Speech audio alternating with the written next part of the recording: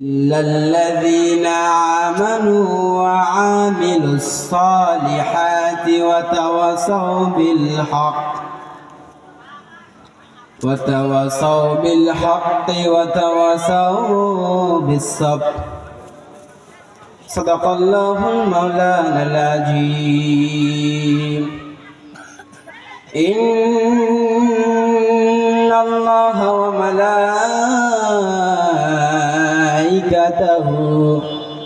يصلون على النبي يا أيها الذين آمنوا صلوا عليه وسلموا تسليما. কেউ চুপ থাকবেন না, সওয়াবের নিয়তে সকলে আমার সাথে পড়ুন। আল্লাহুম্মা সাল্লি আলা মুহাম্মাদ ওয়া আলা আলি মুহাম্মাদ কামা সাল্লাইতা আলা ইব্রাহিম ওয়া আলা আলি ইব্রাহিম ইন্নাকা হামিদুম মাজিদ। আল্লাহুম্মা বারিক আলা মুহাম্মাদ ওয়া আলা আলি মুহাম্মাদ কামা বারাকতা আলা ইব্রাহিম وعلى آل إبراهيم إنك حميد مجيد.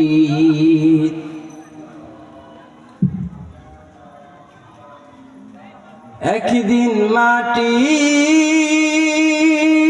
ভেতরে হবে ঘর মন আমার, কেন বাঁধো দালান ঘর রে মন আমার, কেন বাঁধো দালান ঘর। একদিন মাটির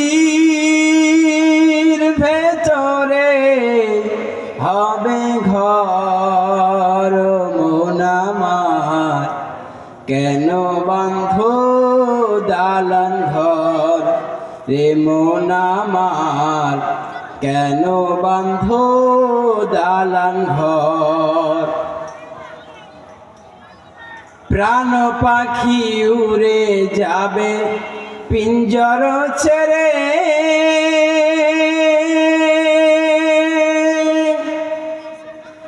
ভরা ধমে সবই রবে, তুমি যাবে চলে। প্রাণ পাখি উড়ে যাবে পিঞ্জর ছেড়ে,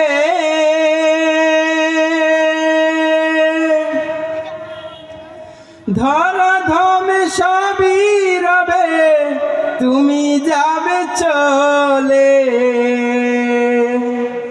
বন্ধু বান্ধব যাচ মাতা পিতা দ্বারা সুত, বন্ধু বান্ধব যত মাতা পিতা দ্বারা সুত,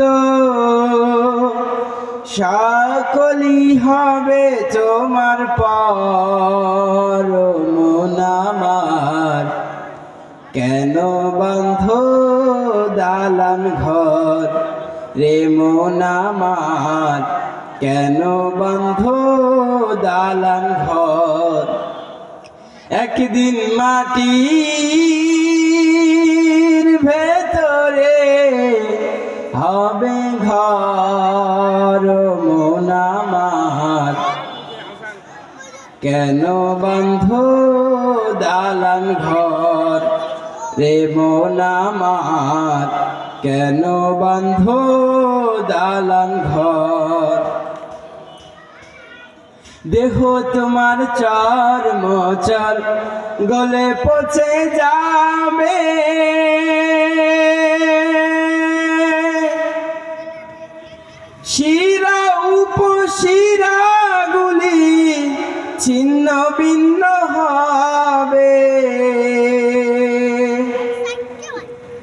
দেহ তোমার চর্মচর গলে পচে যাবে,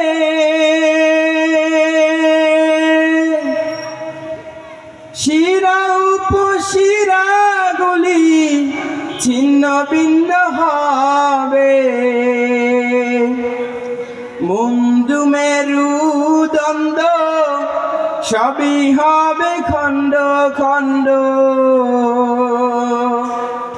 মুন্ডু মেরু দ্বন্দ্ব সবই হবে খণ্ড খণ্ড, পরে রবে মাটির উপর মন আমার, কেন বাঁধো দালান ঘর, ও মন আমার কেন বাঁধো দালান ঘর, একদিন মাটির ভেতরে হবে ঘর, ও মন আমার কেন বাঁধো দালান ঘর, রে মন আমার কেন বাঁধো দালান ঘর।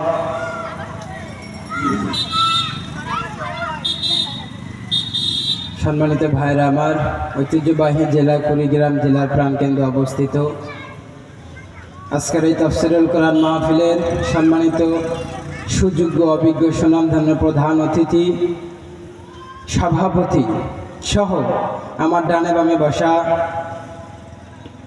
এবং আমার সামনে বসা ছোট্ট ছোট্ট সোনামানিকেরা, যুবক ভাইরা, প্রাণপ্রিয় মুরব্বী বাবাজিরা এবং পর্দার আড়ালে অবস্থানরতা আবেলা সালেহা মা ও বোনেরা, ডেকোরেটরের ভাইরা, সাউন্ড সিস্টেমের ভাইরা, সবাইকে নিয়ে আবার ইসলামিক রীতিনীতি অনুযায়ী আন্তরিক সালাম।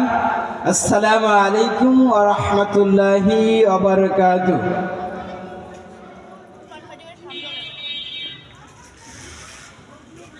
সম্মানিত ভাইরা আমার, সর্বপ্রথম সেই মহান রব, সেই মহান মনিবের দরবারে শুকর আদায় করছি যে মহান রব, যে মহান মনিব আপনাকে আমাকে সুস্থ রেখে এখানে এসে বসে কিছু কথা বলা এবং আপনাদেরকে শোনার তৌফিক দান করলেন।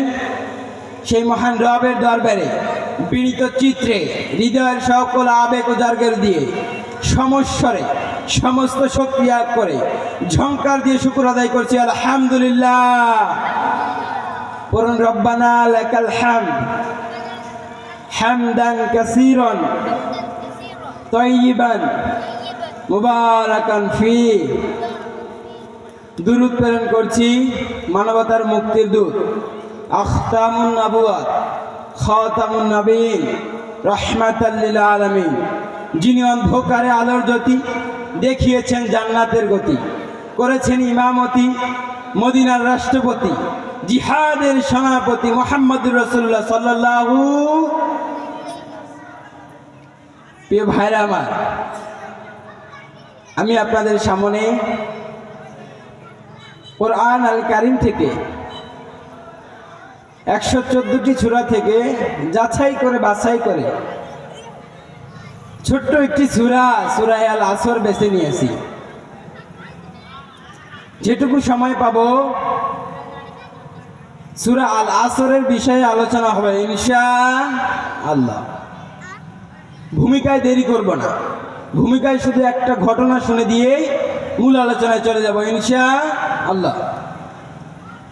প্রিয় ভাইরা আমার, আপনারা লক্ষ্য করে দেখবেন গ্রামগঞ্জের মধ্যে বেশিরভাগই দেখা যায় আমার মা ও বোনেরা মুরগির থেকে বাচ্চা ফুটানোর জন্য মুরগিকে কিছু সংখ্যক ডিম দেওয়া হয়, যে তা দিয়ে সেগুলো থেকে বাচ্চা বের হবে। আপনারা লক্ষ্য করে দেখবেন মুরগির পাখার নিচে, মুরগির 2টি পাখার নিচে যদি 12টা ডিম দেওয়া হয়, তাহলে দেখবেন প্রায় ডিমগুলোই মুরগির পাখার বাহিরে চলে যায়। কিছু ডিম মুরগির পাখার বাহিরে চলে যায়, আর কিছু ডিম মুরগির পাখার ভিতরে থাকে। অনুরূপভাবে আজকের এই তাফসীরুল কোরআন মাহফিলের এত সুন্দর আয়োজন, যারা যারা আল্লাহ পাকের রব্বুল আলামিনের এই জান্নাতের বাগানের ভিতরে আছেন, আর কিছু লোক মাহফিলের উদ্দেশ্য করে আছে বাইরে আছেন, আমি অনুরোধ করব ভাই, রাস্তাঘাটে অযথা সময় নষ্ট না করে আমাদের এই জান্নাতের বাগানের মধ্যে আপনারা চলে আসেন। প্রিয় ভাইরা, আমি এখন আলোচনায় যাচ্ছি ইনশাআল্লাহ। আমি আপনাদের সামনে সূরা আল আসর তেলাওয়াত করেছি। এই সূরার আয়াত আছে মোট 3টা। কোরআন আল কারিমের ছোট্ট একটি সূরা। ইমাম শাফি রাহমাতুল্লাহি আলাইহি বর্ণনা করেন, যদি কেউ কোনো মুসলমান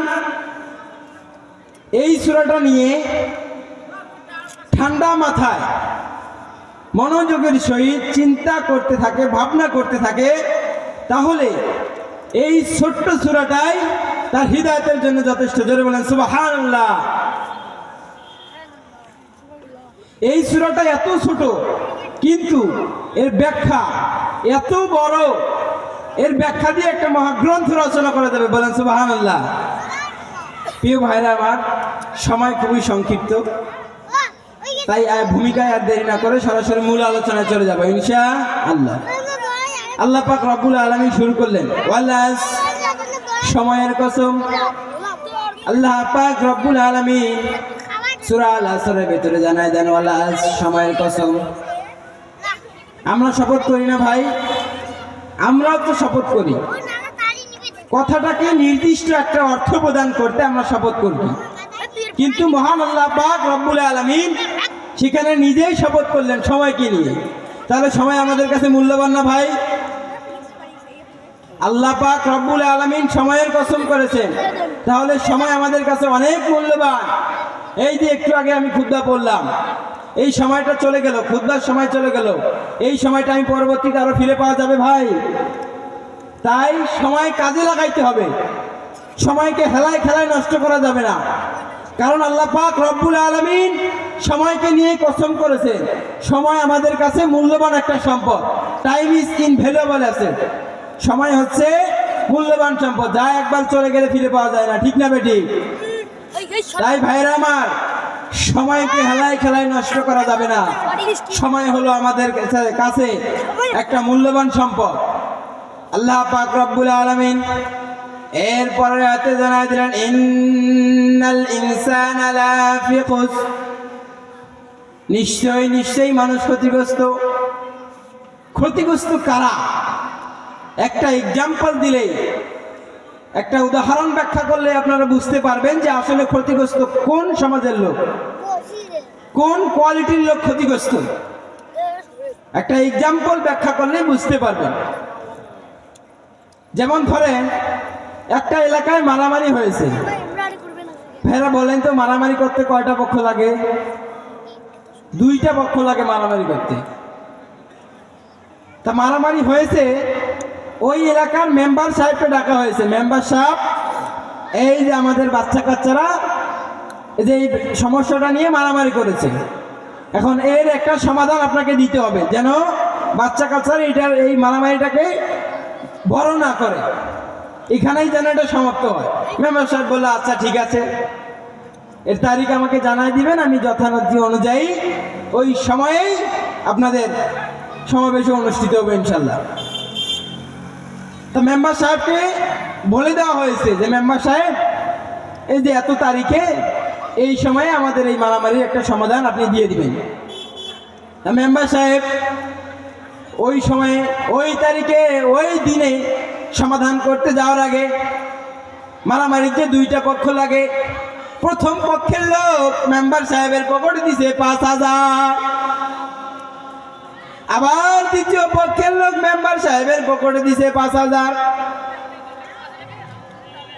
মেম্বার এখন চিন্তায় পড়ে গেল। মেম্বার এখন ভাবতে লাগলো, প্রথম পক্ষের লোক দিছে 5,000, দ্বিতীয় পক্ষের লোক দিছে 5,000।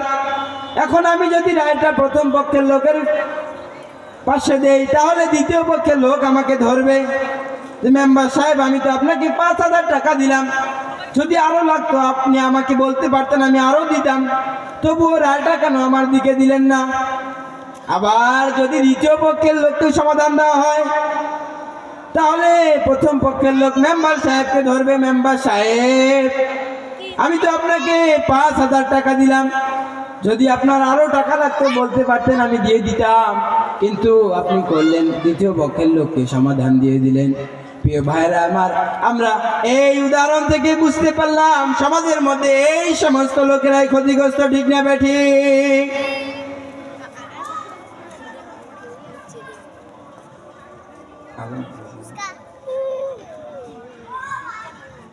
এখন কি বন্ধ করবো? আগামী দিতেছি।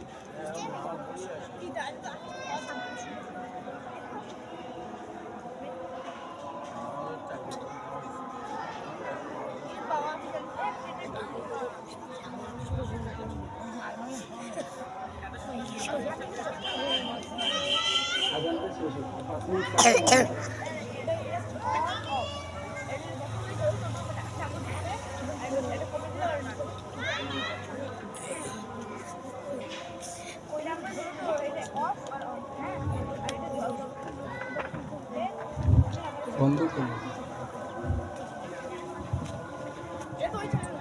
আজানটা শেষ হোক, আর 5 মিনিট চালে বন্ধ করে দিন।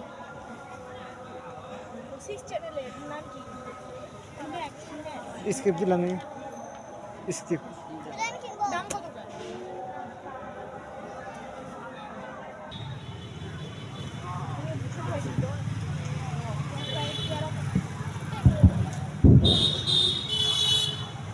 সম্মানিত ভাইরা আমার, আজানের কারণে 5 মিনিট বিরতি ছিল।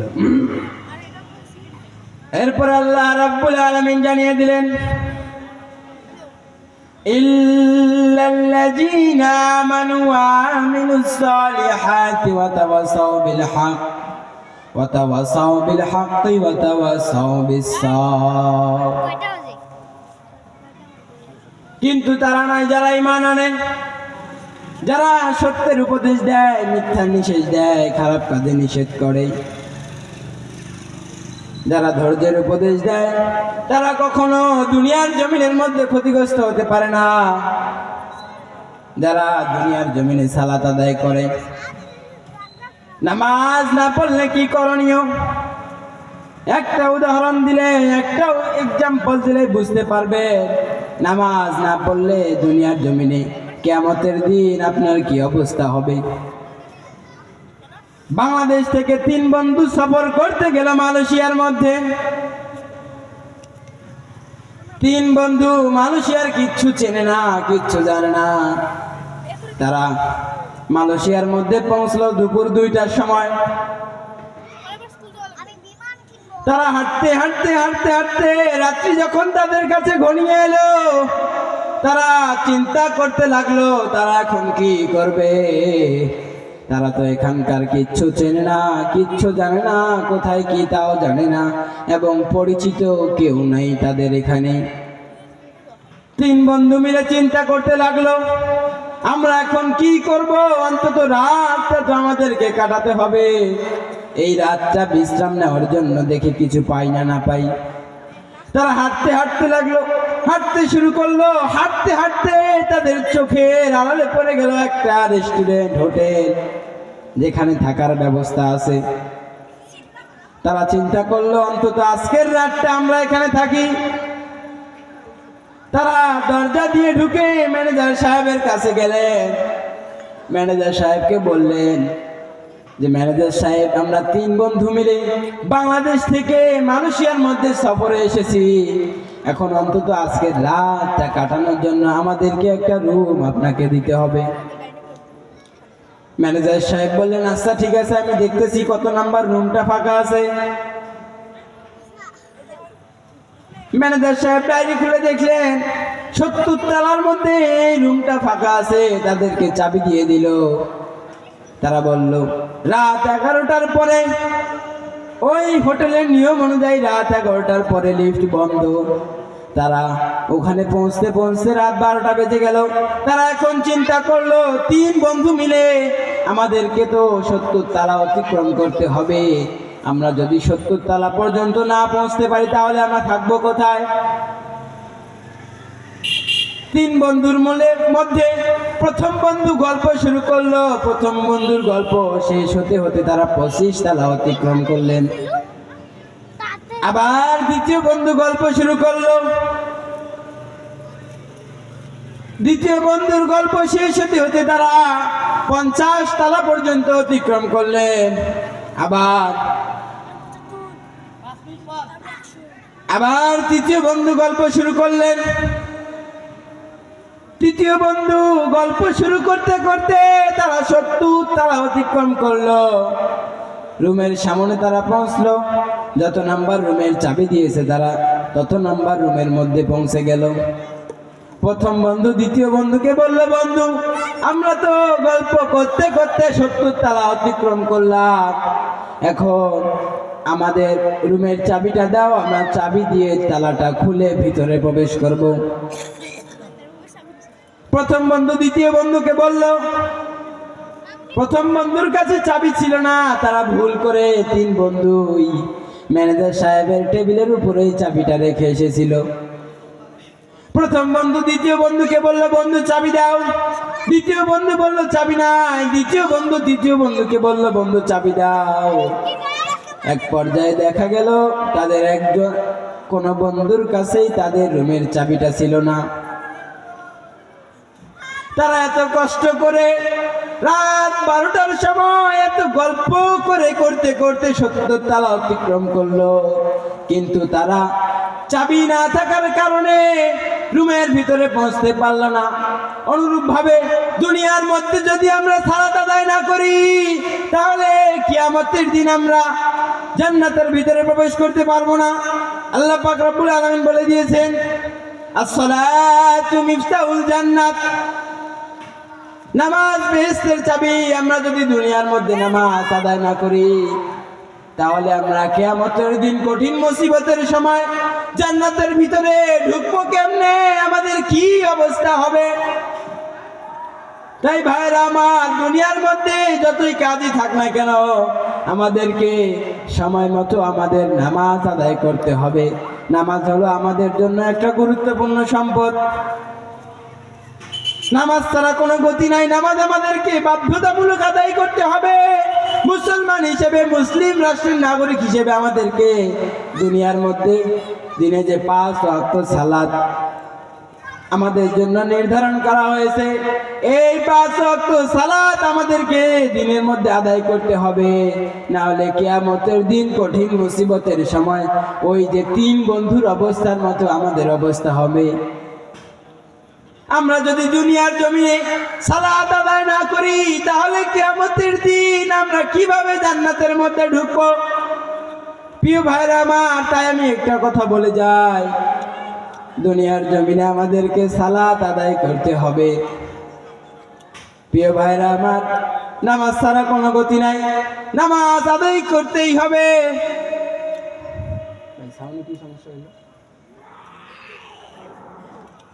নামাজ আমাদেরকে আদায় করতেই হবে। সংক্ষিপ্ত সময় ছিল, আমার সময় শেষ। আমি আর আমার আলোচনা দীর্ঘায়িত করলাম না। আমি ছোট্ট মানুষ, আপনাদের সন্তানের মতো। সকলে আমার জন্য খাস দিলে দোয়া করবেন, আল্লাহ পাক রব্বুল আলামিন যেন ইসলামের দায়ী হিসেবে আমাকে কবুল করে। সকলে আমার জন্য খাস দিলে দোয়া করবেন। আসসালামু আলাইকুম ওয়া রাহমাতুল্লাহি ওয়া বারাকাতুহু।